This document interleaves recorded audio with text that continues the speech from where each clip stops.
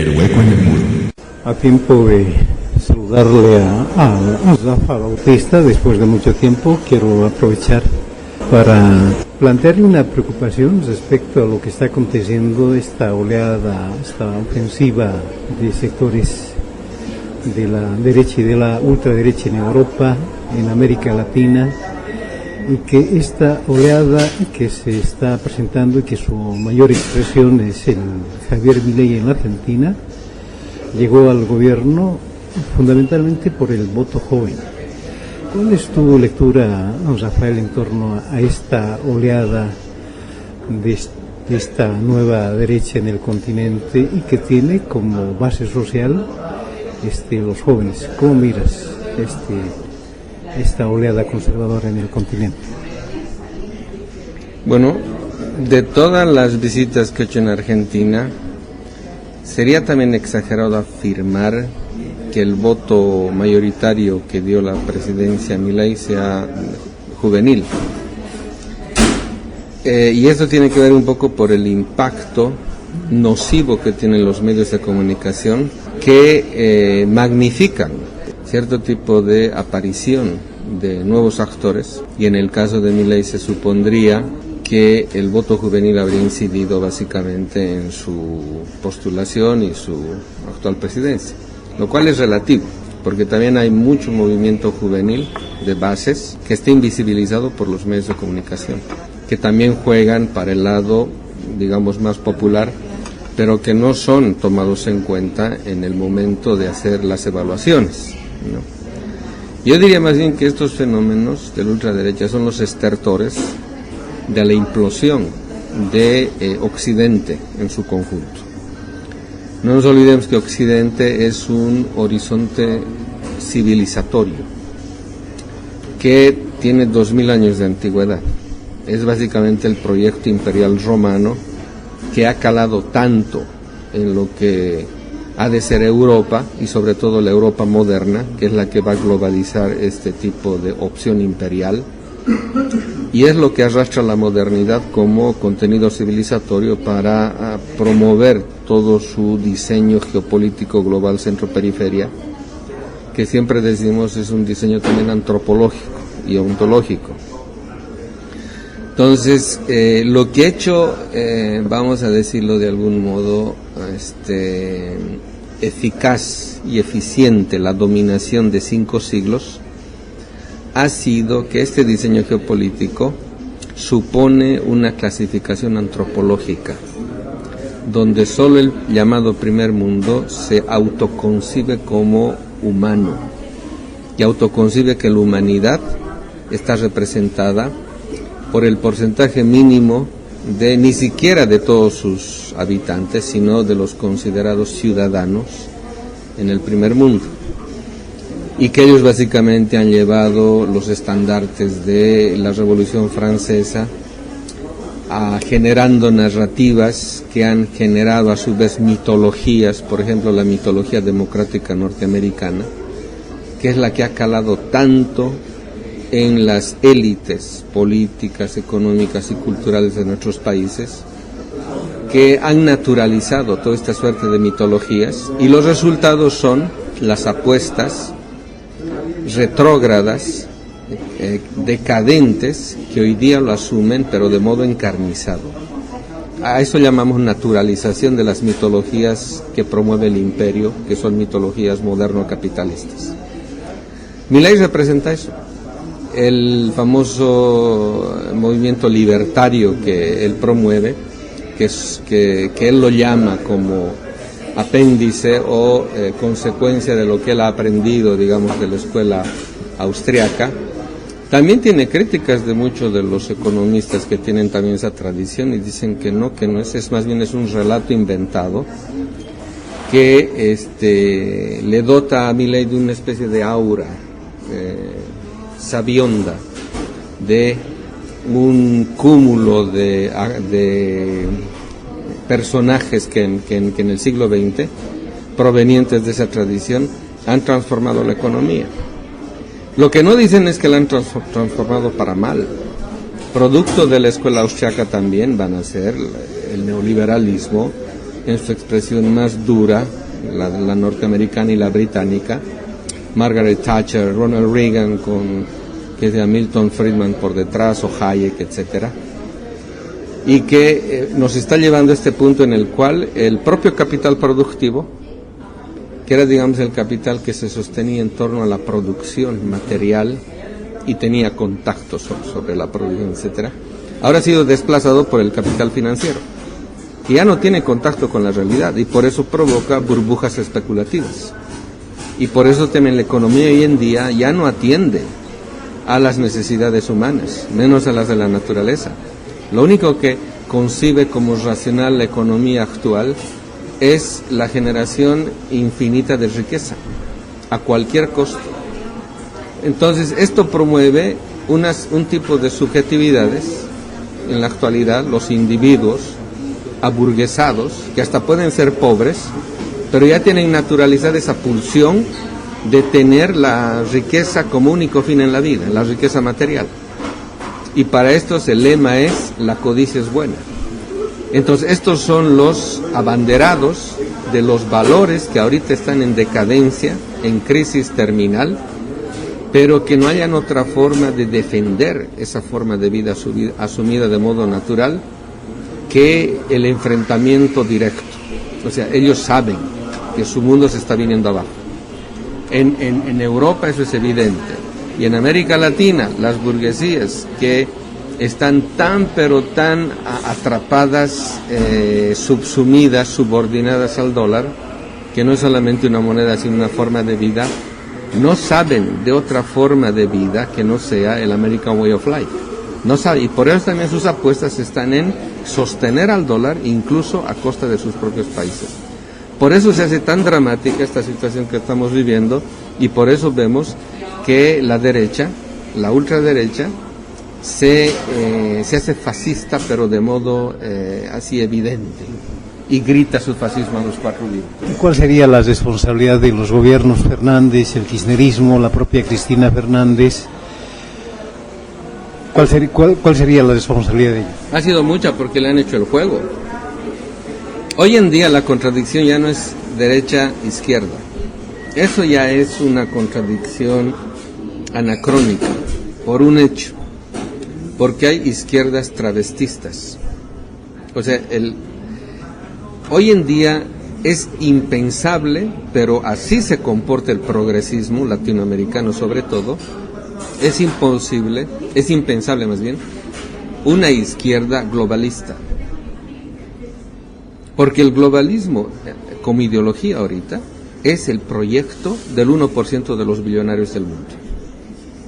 Y ellos han generado toda una serie de relatos y narrativas que se han permeado en todas las luchas emancipatorias en nuestros pueblos, desde el ambientalismo hasta el feminismo. Han permeado al bloque popular, que lo han fracturado.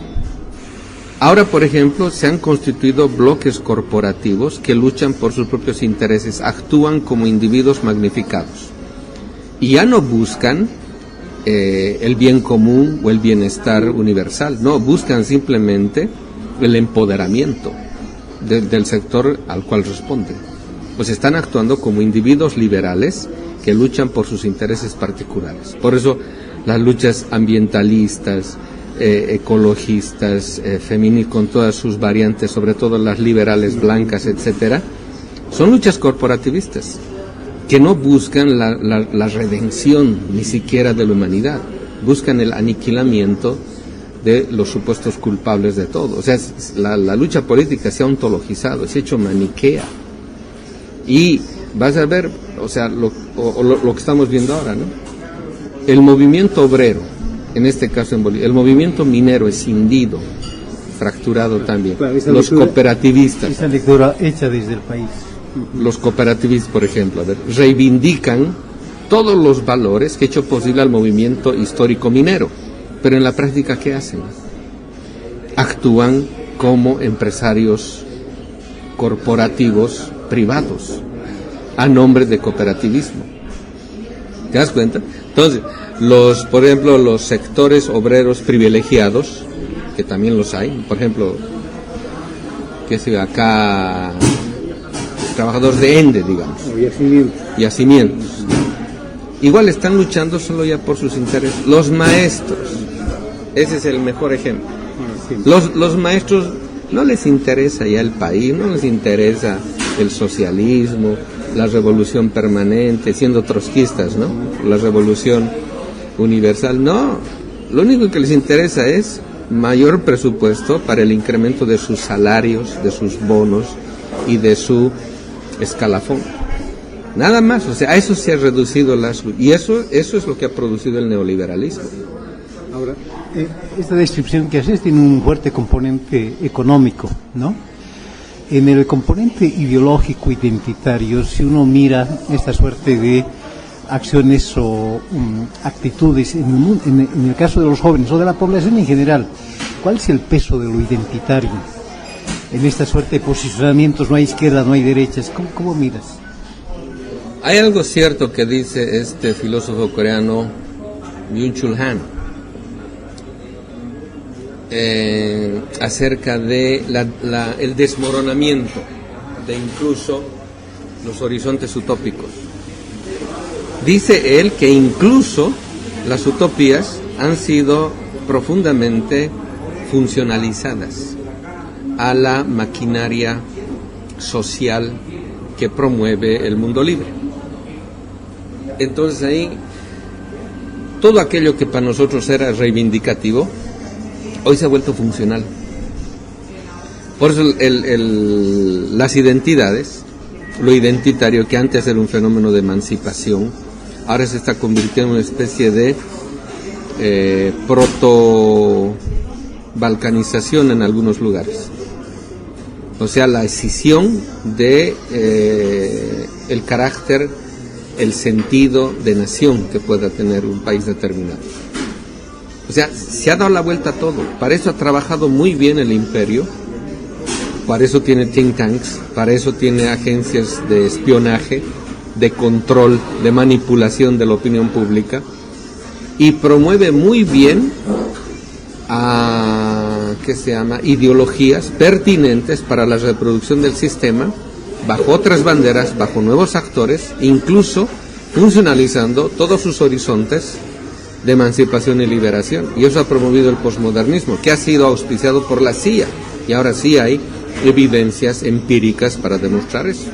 Como en Francia, mayo del 68 ha sido promovido por la CIA para derrocar a De Gaulle, porque De Gaulle quería recuperar el oro que tenían en Estados Unidos y vender sus dólares para ver si realmente, podía eso traducirse en oro real. Entonces, De Gaulle fue uno de los primeros presidentes que puso el dedo en la llaga para demostrar que esa era una economía global súper inflamada, de retórica, pero sin ninguna base empírica. Entonces, ahí empieza a suceder la crisis, y que va a llevar a que el patrón oro sea cambiado por el patrón petróleo, los famosos petrodólares. Entonces, uno cuando lee la historia desde este ángulo se da cuenta de que muchas de nuestras opciones históricas de izquierda han sido funcionalizadas hace rato por las narrativas imperiales.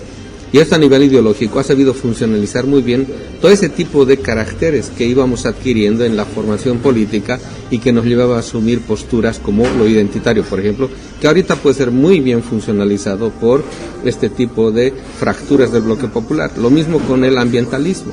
Hasta utiliza las Naciones Unidas la Agenda 2030, el discurso de la Madre Tierra, el discurso del vivir bien, o sea, lo están funcionalizando.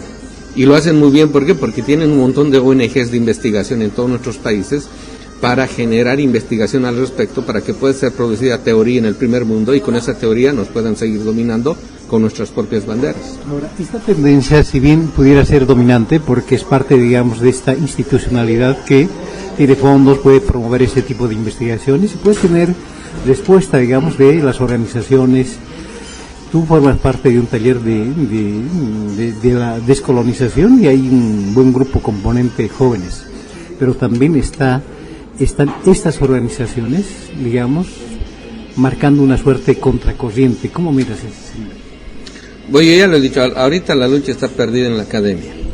Todo lo que ingresa en la academia es subsumida por el academicismo, que es básicamente la normalización de cualquier tipo de novedad en el campo político, en el campo de lo real, es normalizado para ser subsumido bajo los estándares de las teorías hegemónicas. Entonces ahí el campo está perdido. Por eso todo pasa como si fuese moda. Vas a ver, por ejemplo, el vivir bien está de moda en el ámbito académico, pero una vez que ya lo hayan subsumido, lo van a despachar. Y luego van a asumir otros referentes. La descolonización también ha tenido su momento.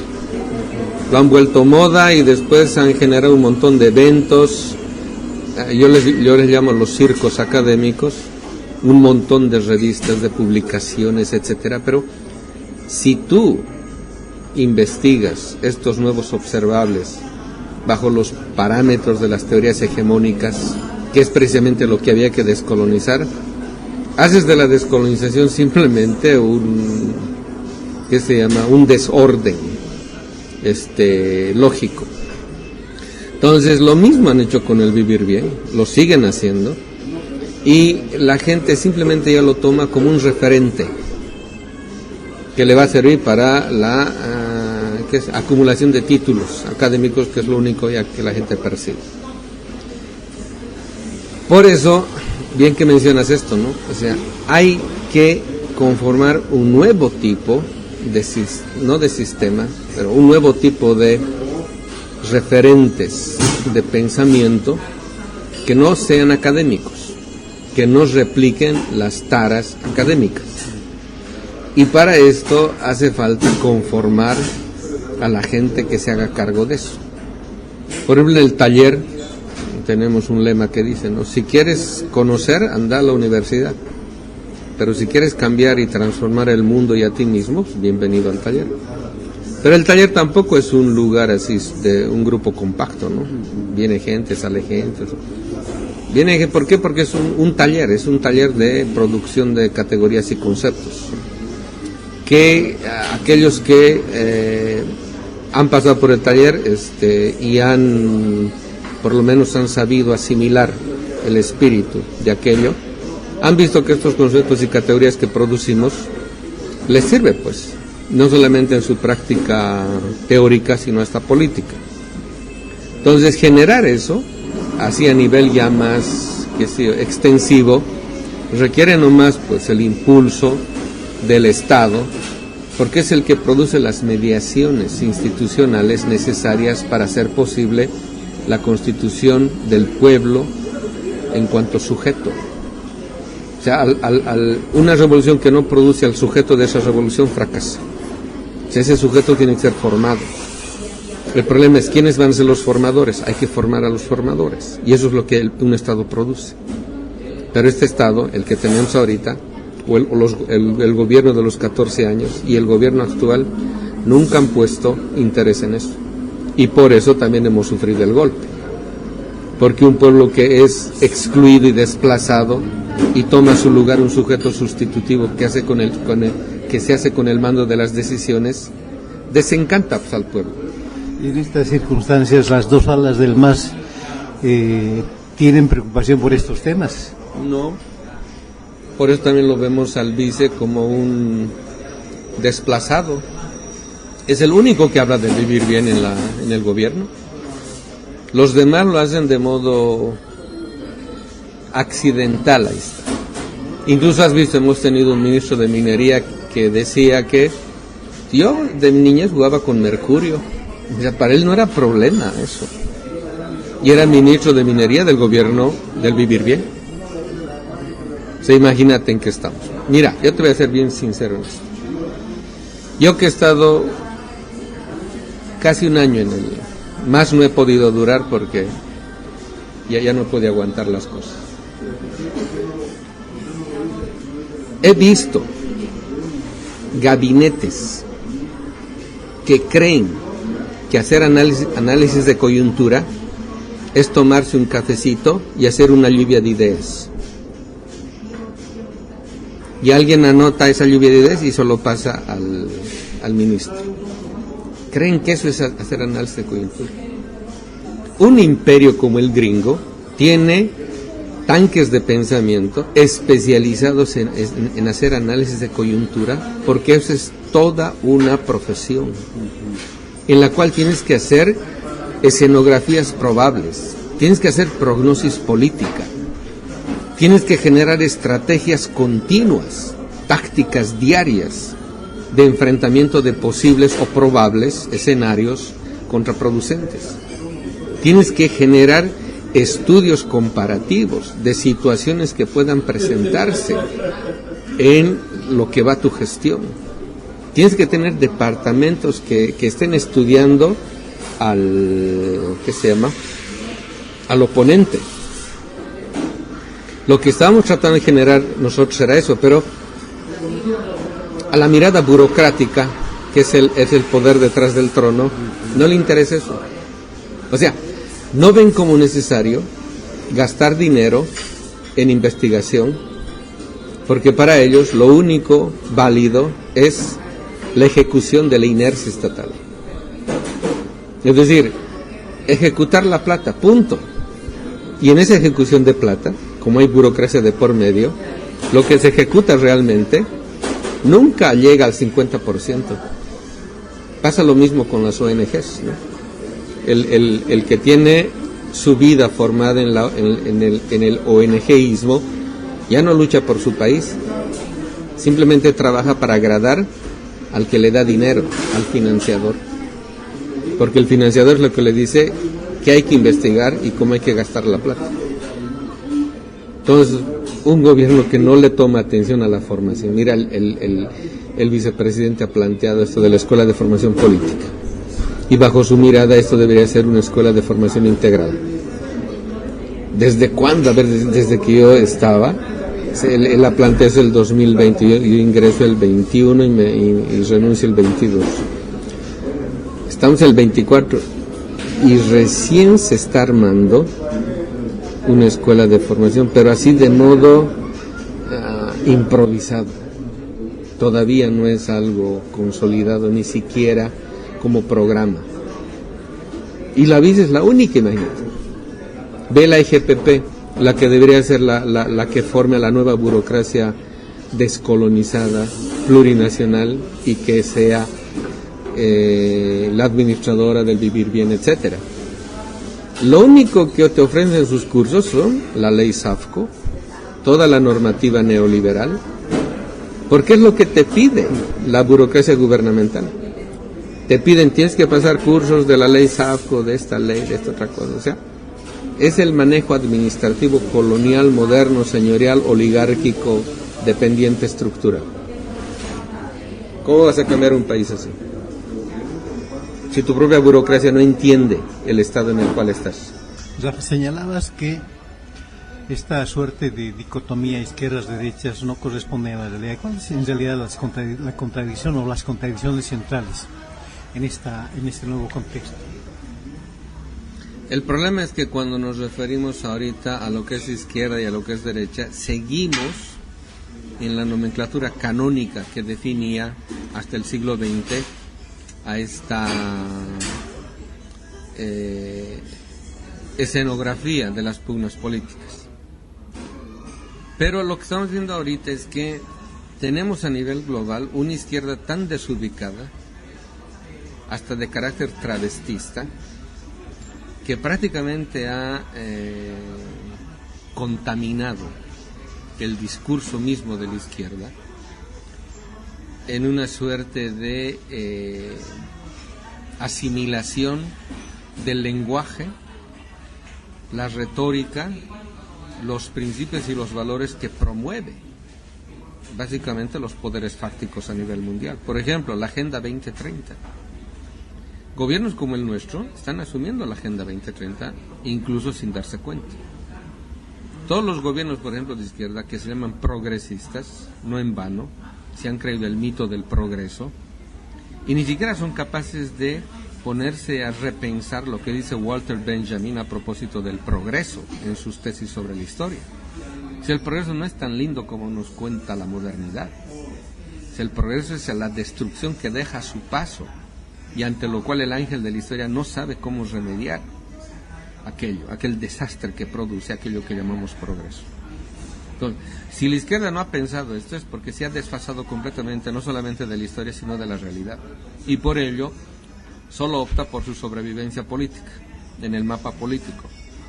Pero vas a encontrar izquierdas pero ya tan absurdas. Por ejemplo, vamos a llamar izquierda al gobierno de Boric, el gobierno del último presidente en Argentina, Fernández. Pues costaba pues decir que era un gobierno de izquierda con semejantes plataformas políticas que asumió. Y lo mismo puede decir de muchos gobiernos en la actualidad. Sin ir muy lejos, los gobiernos progres en Europa, que básicamente han sido subsumidos por la nomenclatura socialdemócrata. Antes que ser de izquierda son socialdemócratas, y la socialdemocracia es el reciclaje de una izquierda que ya no tiene opciones reales, creíbles, que apuesten, digamos, por una transformación política en sus países. Simplemente buscan administrar ellos el Estado así como está. Alguna vez, por ejemplo, el vice se sinceraba y decía, ¿no?, el vice Choquehuanca: no hemos venido pues a administrar bien o del mejor modo al Estado colonial, pero eso nomás estamos haciendo, decía. Entonces la izquierda, cuando abandona no solamente su horizonte político, sino abandona al sujeto que ha hecho posible su presencia, su nueva presencia en el panorama político, que han sido desde el 94, no te olvides, el 89 se cae el muro de Berlín, todo el mundo en los 90 ya estaba pasándose al otro lado, daba vergüenza ver cómo los izquierdistas se hacían neoliberales, en especial los trotskistas. En esa década fueron los zapatistas, el 94, los que les brindaron un nuevo lenguaje, nuevas razones, nuevos criterios. Y todo eso se ha ido extendiendo. Y en Bolivia, el 2009, logramos, ¿qué se dice esto?, aprobar una carta constitucional que, con todas las sesiones que ha dado en Sucre y después en Oruro y después en las mesas de concertación, donde se ha traicionado el espíritu constitucional, porque no es posible pues que el orden constituido se ponga por encima del proceso constituyente. Tiene que ser al revés. El poder constituyente es, por definición, el lugar emanador de un nuevo concepto, idea de país, de Estado, etc. La nueva legalidad está naciendo de ahí. Pero el orden instituido, el republicanismo del Estado oligárquico señorial, colonial, republicano, etc., es el que abrió la Constitución bajo connivencia y complicidad del gobierno del MAS de ese entonces. Lo abrieron en las mesas de concertación de Cochabamba. Pero pese a eso, esta Constitución que tenemos ahorita está reconocida a nivel mundial como una de las más avanzadas, imagínate. Imagínate lo que era el original. Pero aún así, pues, imagínate, desde el 94 hasta el 2009, la izquierda ha tenido nuevo lenguaje, le han dado nueva cara, nuevas ideas, nuevos motivos para que su lucha se renueve. Pero la izquierda, como carga también el peso de sus fracasos históricos del siglo XX, no ha sabido asimilar aquello por su eurocentrismo congénito.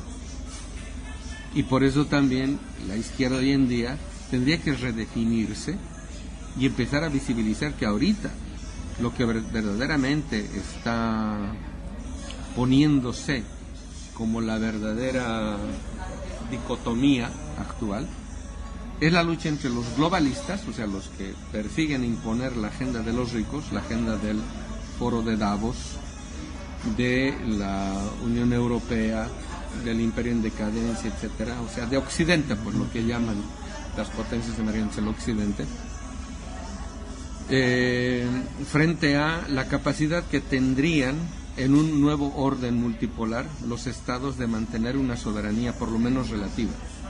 Porque ahorita el globalismo lo que busca con su reinicio global es generar una gobernanza mundial. Una gobernanza mundial que tenga un solo gobierno mundial que se ponga por encima de cualquier soberanía. Y ahorita lo están logrando y lo quieren lograr vía OMS. En junio la OMS está pretendiendo emitir una serie de disposiciones a propósito de lo que están llamando ya nuevos fenómenos pandémicos, sobreponerse a la autoridad de los estados para poder implementar por su propia cuenta, solamente con mediación de los ministerios de medicina, la OMS, sus protocolos de carácter global. Ahorita, por ejemplo, ha salido una bonita leyenda que dice una médico norteamericana, dice, ¿no? Los niños que reciben vacunas son los nuevos clientes de la industria farmacéutica y están condenados a ser los nuevos clientes. O sea, están generando todo un reseteo para eliminar a gran parte de la población mundial, porque ya es imposible pues seguir insistiendo en una economía del crecimiento infinito. Ahora la nueva acumulación global de capital ya no es por despojo, sino es por acumulación de deuda infinita. Y eso es a lo que nos estamos enfrentando. Por eso los estados tienen que recuperar su soberanía. Y para eso ya no nos sirve el concepto de Estado-Nación. Ese concepto es caduco, que ya no sirve y que básicamente es lo que está implosionando también con la decadencia imperial y la decadencia europea. Un otro tema en torno a esta oleada de estas nuevas derechas tiene un componente vinculado a los medios, sobre todo a las redes sociales, a las redes digitales, donde los jóvenes ahí tienen un papel protagónico. ¿Cuál es tu lectura en torno a las redes sociales y a las redes digitales? Tampoco es tan optimista, porque es una trampa también. Todo está controlado. La imagen del 1984 de George Orwell se queda chico frente al mundo que estamos presenciando. O sea, aquí el Big Brother no es ningún brother y tampoco es alguien reconocible. Es todo un sistema que permea todo. Y el Internet y las redes han logrado eso. Por ejemplo, hoy en día se están quejando, ¿no?, de que no hay que dar tu apellido ni tu nombre al censo.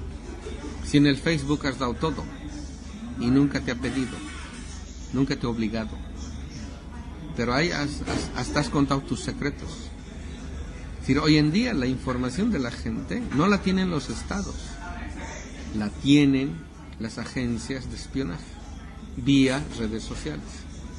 Por eso resulta ridículo de que la gente objete que en un censo le pregunten el nombre, porque es un asunto personal, cuando en las redes ha divulgado toda su vida y sus secretos a todo el mundo.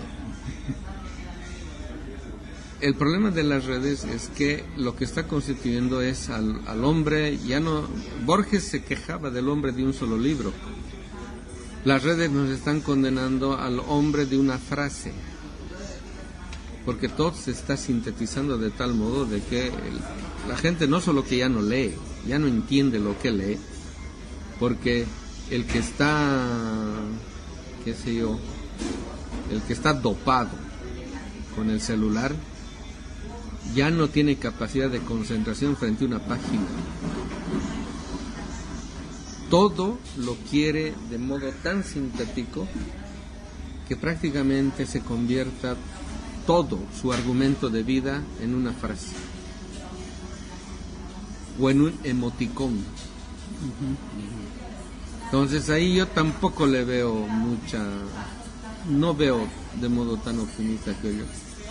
Siempre digo, ¿no? Hay que usar la mejor tecnología para librarnos de ella, porque la tecnología tiene que tener también sus límites. Y en el asunto de las relaciones interpersonales, del contacto intersubjetivo, no puede pasar por toda esta serie de aparatos que nos han creado, nos han hecho creer que son necesarios y que están minando hasta nuestras propias capacidades energéticas. Hoy día está demostrado de que las frecuencias que emiten los celulares atentan contra las propias frecuencias personales que poseemos cada uno de nosotros. Las desactivan. Imagínate en qué tipo de mundo estamos en los cuales dos personas están uno al lado del otro y se están chateando. Pues yo no le veo con mucho optimismo todo esto. De ser una herramienta será, pero hay que tomarla con cuidado.